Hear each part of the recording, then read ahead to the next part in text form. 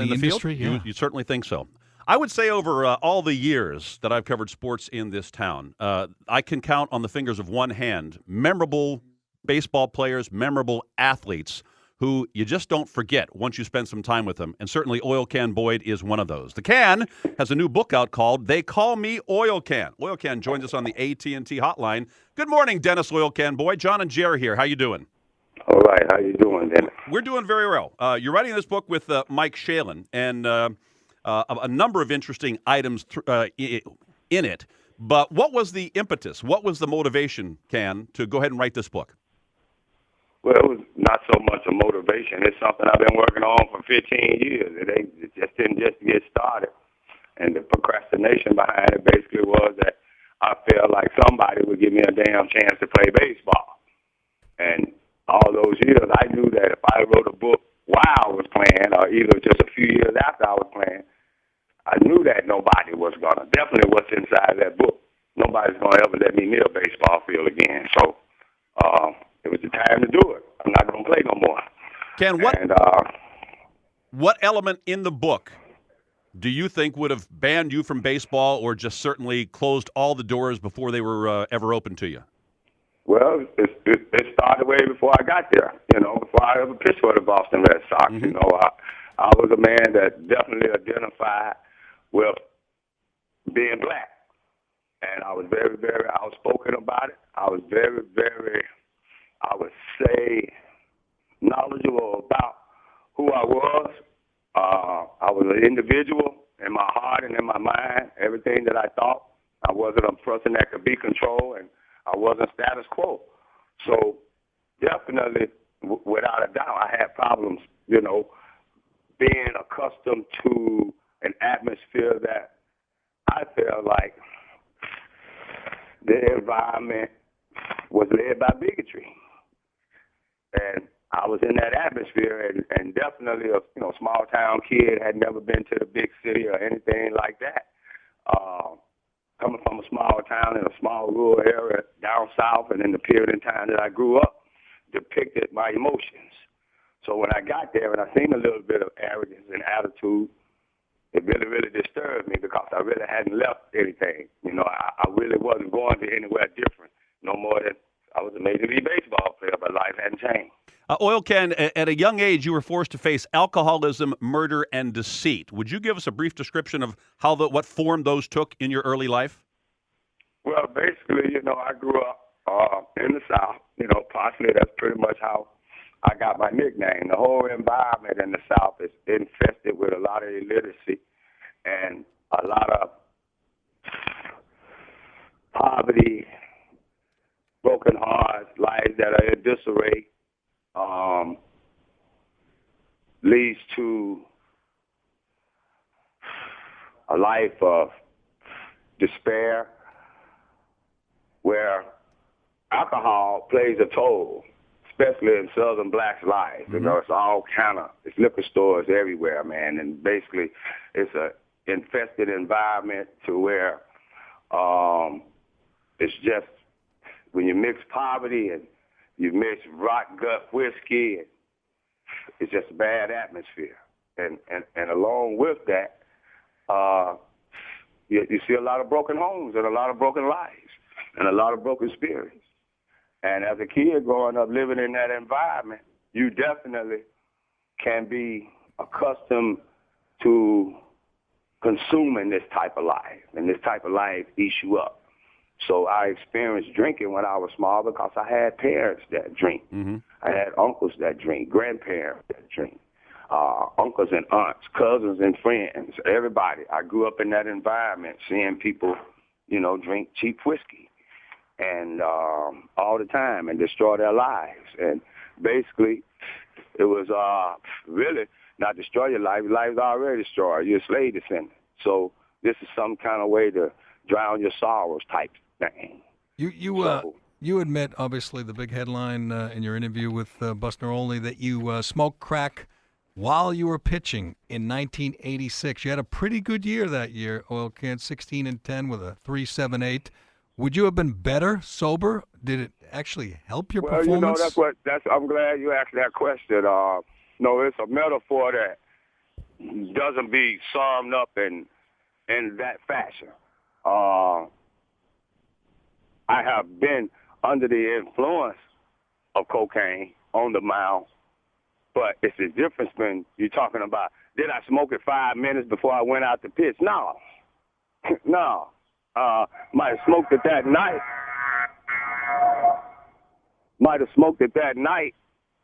And then go to bed and got up and went and pitched the next day, if you understand where I'm coming from.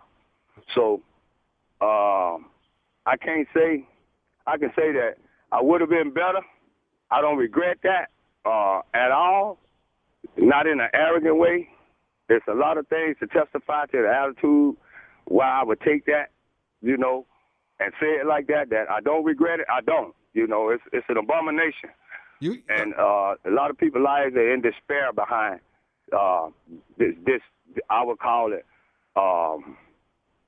It's more than a menace to society. You know, it's really, really bad. A lot of what's going on out there in the real world, and right. The whole thing is, and let me finish. Okay. The whole thing is, I was 16-10. I missed a month, and I was 16-10. And even being 16-10, I still feel like I should have been 20-6. If you understand what I'm saying. Right. That's how good a ball player I was.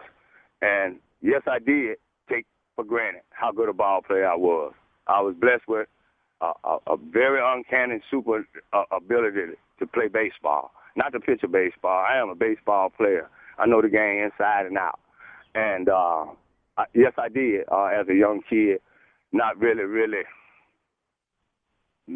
acknowledge where I was, and I didn't make it mean any more than what it was. It's a job. And it was just a time in my life as a young kid learning about life. And I wouldn't say thrust. I could pitch. And I came to the major leagues at a very young age. And also the world closed in on me, too, at a very young age, because I can honestly say I wasn't ready for all the other shit that came with pitching in the major league. Well, a lot of guys, a lot of retired athletes have gone back and gone over their days when they had drug issues or alcohol issues. Very few admit to still doing it. You're still smoking weed and occasionally doing cocaine? Well, I smoke pot. Yes, I do. You're doing that now? Since I was 12 years old, of course. Right now? Yes. You're high right now. Me that shit no more. Yeah, and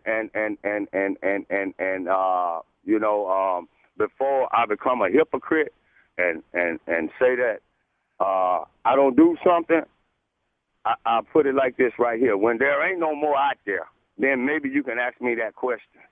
I do the best I can. I fight day in and day out for the last 25 years. This ain't no new thing. For the last 25 years, and I'm doing real well, but I don't think about it like that. You know, I don't dwell like I did.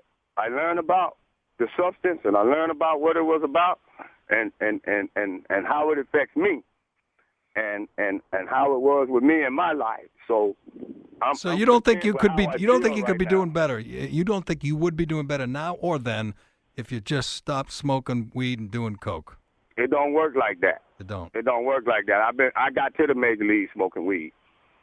I made my high school baseball team smoking weed. I'm in my college Hall of Fame. I'm in my conference Hall of Fame. And and I feel like this, if I'd have went to bed and got my rest, I'd have been in New York in Cooperstown in the Hall of Fame. Now, Oil Can, I wasn't no good ball player. I was a great baseball player. Oil Can, you said that part of your affinity for alcohol is because your parents did it and your uncles did it and all your relatives and your friends did it. Do you not think that the example that you're setting for your son or your kids kind of continues that lineage that, well, my dad's smoking weed or doing cocaine, then you sort of line them up to do the same thing? Does that worry you? My son's grown. My kids are grown. And they respected me all the way through their childhood, all the way up, and still do today.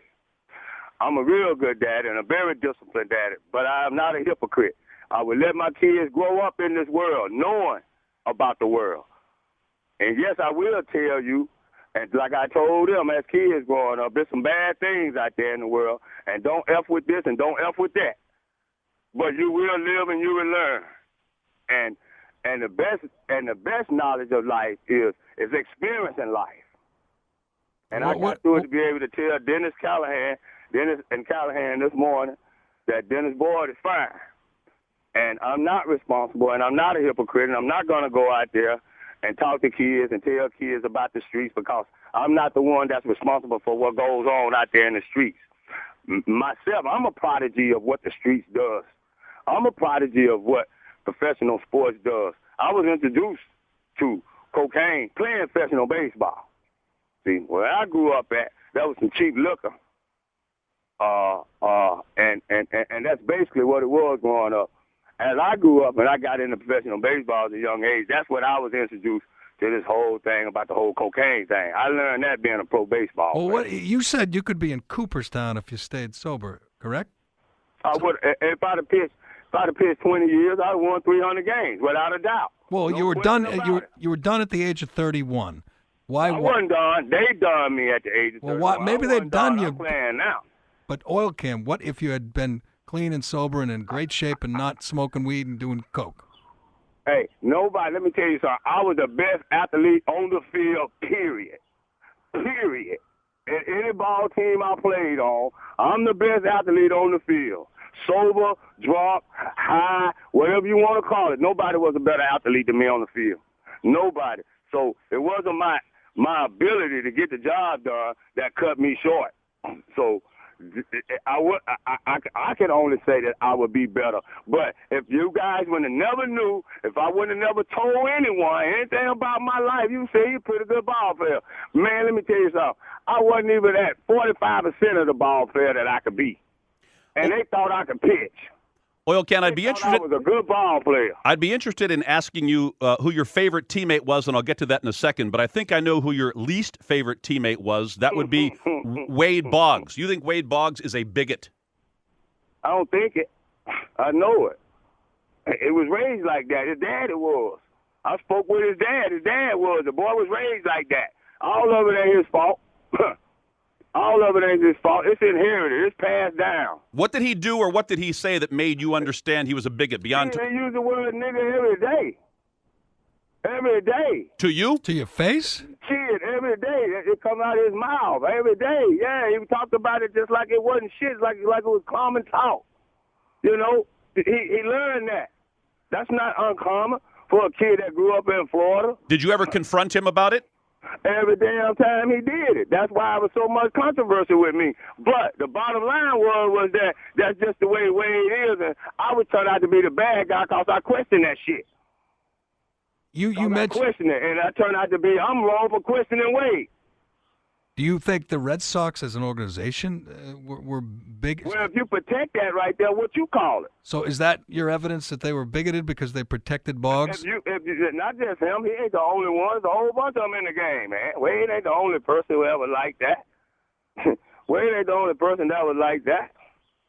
So, you know, and his attitude, too, as well. You know, you're talking about a very different culture of people playing baseball together. You got people from everywhere playing baseball together. A lot of people ain't used to being around certain people. And their attitude would show that. You know, they didn't grow up around you, and the thing about it, when you don't understand something, normally you look at it negatively. And that's what Wade was. And not just Wade. But it wasn't a whole team. No, it wasn't a whole team. I love a lot of my teammates. I would kill for a lot of my teammates. And believe me, you know, I got respect out of all those guys. See, respect and liking you is two different damn things. Is it your fault? It's two different things. I did not care if nobody liked me, but you were going to respect me or we were going to go fisticuffs. I'm a country-ass boy. I sell it like that before I sell it like anything. I'm a man. And I'm a man, and I came from that. Whose fault is it, Oil Can, that you were done at the age of 30 as a major leaguer at the age of 30? Baseball, you know, coaches and owners and general managers. But you could pitch, but they just didn't want you. You could still pitch, they just didn't want you. Hell yeah, and was told that you can pitch for anybody, but you can't pitch for me. Why? That's what I was told by a general manager. Because you were doing drugs? You can't pitch for me. No, because ain't nobody caught me with no drugs. I ain't the White Gooden. I ain't Steve Howe. I ain't Darryl Strawberry. I admit that what I did, but ain't nobody never test me with shit and caught me with nothing. Nowhere, no how. Well, you said that I ain't never you missed said a Arthur. plane. I ain't never missed a bus. I ain't never missed a cab. I ain't never did any of that shit they did. That's why people didn't test me. Well, you said that no damn reason to. Arthur Pappas would ask you if you were doing drugs, and you'd say yes, and he would say, That's the okay. team doctor, and that was their confidence. That's behind closed doors. He didn't do that. He didn't confront me in front of nobody, and I wasn't going to let nobody confront me in front of nobody. I ain't at fault about shit, and I ain't taking the blame of nothing. And people can call it what you want. I ain't in denial of nothing. All right, Ken, we know that we know that Wade Boggs was your least favorite teammate. Who had your back? Who treated you the best? Was it a Clemens, a Rice, a Baylor? A lot of them. But in particular, I love Eddie Urack, man. Eddie Urack. Yeah, there's some guys that, you have a click with. And I love Eddie Urack, but I love them all. But everybody you care for in a different way. And some you ran with, some you didn't. Some you loved at the ball field, some that you didn't even see at the ball field. But Eddie was with me off the field, on the field, everywhere on the field. Eddie Urack had my back and still do today. And I can say that for a few more of them. Marty Barry, real close to me. Rich Gedman, nobody's more closer. Mike Smith, nobody's more closer. To me, I had teammates that I adored on the baseball team, but we weren't all like that, man. I'm gonna tell you, a lot of them I didn't give a chance to either. Did how many of them smoke crack or did coke with you? None of them. How about smoking weed? Did they smoke weed with you? None of them. None of them did it with me. Could you drink as much as Boggs? I was a guy that ran off to myself. I didn't run with my teammates. Yeah. I didn't hang out with them like that. And like I say, I love soul music, brother. And I like being off in the hood, and that's probably how I got into trouble. But I wasn't going away from around my people. I didn't give a damn what was off in there, and that's where I was. I grew up in a city, in a town that's 85% black. So you think black? Ken, if you're doing drugs, smoking weed, getting drunk, doing crack, and you get cut or you get granted free agency and let you go. How can you blame that? How can you blame them, and how can you attribute that to? Ain't nobody caught me with nothing. You keep missing the point. Ain't nobody caught me with shit. So they didn't know. What you hearing right now? What you hearing right at this point? I'm telling you. Ain't nobody caught me with shit. Nobody can come and tell you that we let Dennis Boyd go because he got high. Not one person nowhere. So you don't think they suspected? What right now? Right now? Do you have a? Well, easy, Ken. Ken, you're on the radio, buddy. I don't give a damn where I'm at. You ask me some person, I'm gonna tell you how the fuck it is. They let people play that they caught continuously and let them play. All right, you have to drop the F-bombs. They let them all play. Ken. Let all of them play. We're on the radio, Ken. Well, man, damn that. Are you home right now? Do you have a joint in your? He's hanging up. Did I begin this interview by telling you I can count on the fingers of one hand the most memorable people I've ever met in this town in sport? I knew he was crazy. I didn't know I guess he goes to the top of the list. Utterly insane. They call me Oil Can. Baseball, drugs, and life on the edge. Oh, he's well past the edge, don't you think? And he's have we ever had an interview who admitted they were smoking weed while we were talking to him? And he might have been doing coke while we were talking. He was sniffing a little bit, but he blames baseball. Obviously, that's silly. 1, 2, 3, 4, 5, 6, 7, 8, 9 years with the Red Sox. Mm-hmm. Can you believe he lasted that long? That guy? Yeah. I mean, I know he wasn't that nuts, but he was pretty nuts. They never caught me, but I admit that I was high and that I was doing cocaine. In the story, he tells Arthur Pappas. I'm doing crack. Yeah, I was doing drugs. The organization knew, and even if they didn't know, did he not strike you as a very high-maintenance player to have on your ball club? Yes. And the story of the crack falling. I was going to ask him, what the hell is crack doing in your hat anyway? Yeah. Right. That's where you keep it? You can't leave it in your locker or in your gym bag? Chach, does that set the record for most bleeps? My finger's broken over here. Did you tell me if people heard that interview? Did they actually hear it? Yeah, I know you. When you bleep a word, does it bleep a sentence or just the S-bomb or the Just F-bomb? the bomb. Just but the bomb. the last one I think I missed because he did about 4 or 5 in a row. How many got through on the air? How Just many? one. Just one? Just one? Yeah. So I did the best I could. That was tough. I'll give you credit. That About- was tough. And people online could hear it, right? People who were waiting, online, you get lucky. People who were waiting on the phones, they heard the whole interview. That was the craziest I'm person out we've on ever the DL interviewed. with a busted finger now. What if he wasn't smoking weed? I mean, I thought weed mellowed you out a little. That's unbelievable. We'll take a break. The book is. We have to say, if you want more, you can read. They call me Oil They Can. call me Oil Can. And I Baseball, guess drugs, and life on the edge. that would Very that appropriate. would sum it up. He Yes. made $4 million in his career. How much of that you think he still has? Well, he smoked some. Another Snorted remarkable some. thing. He's only 52. Mm. He came up young, like he said. Yeah. And he was done real young. He was done at 31, and then he thought till now, 21 years later, he still had a chance to get back in the game. He finally gave up, said, they don't want me. I'm done. I'm going to tell my story. This is it. Quick timeout. Dennis and Callahan, back to your phone call. 617-779-0850. I'm pretty sure John Bones Jones won't top that interview when we talked to him during the 9 o'clock hour. That was Dennis Bones, boy. Hey, I'm Maurice. As a barber, you might think my scissors are my main tool, but really, it's Metro. That's where I got my iPhone 7. Its camera makes sharing my cuts as simple as snip, snap, share. Right now, get an iPhone 7 with a camera that shoots 4K for just $49.99 when you switch to the #1 brand in prepaid. Metro by T-Mobile. Rule your day. Requires port in of eligible number not currently active on T-Mobile network or active on Metro in past 90 days and verification of ID and independent database. Limit 4 per account/household. 32 gigabyte iPhone 7 model only. No tethering. See store for details and terms and conditions.